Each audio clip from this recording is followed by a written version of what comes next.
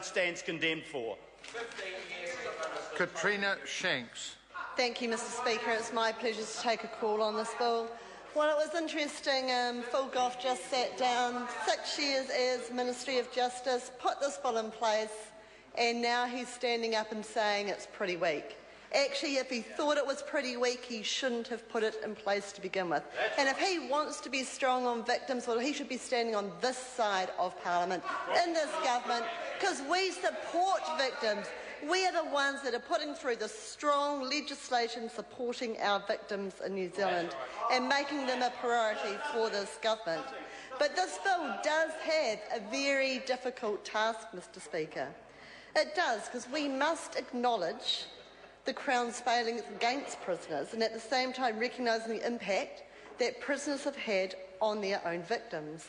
And it is a very fine line to actually get it right, because currently we do know that this legislation has got a sunset clause, and when that does expire, this Act will come into place and it will allow for the prisoner debts such as reparation payments and legal aid costs to be deducted from compensation. We do know it will allow for a process whereby victims can make civil claims against offenders. We do know that this is going to make it permanent. There are no sunset clauses in this legislation because we back this legislation to be the correct legislation. We do know it will provide for cases where the compensation may take a while to be granted and the statute of limitations on victims' claims may expire, and it will prevent this situation from happening and ensuring victims have their right to redress. We do know that we had 8 submitters, the main one being the Law Society, who submits into most of the legislation in this Parliament and makes some very good points, and they raise many points around the human rights in this legislation, but we believe we have got this balance right, Mr Speaker.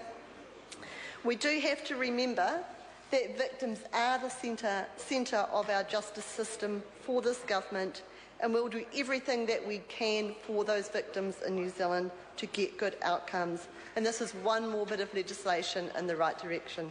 So, Mr Speaker, it was my pleasure to take a call on the third reading of this bill tonight. Is this a split call? 5 minutes.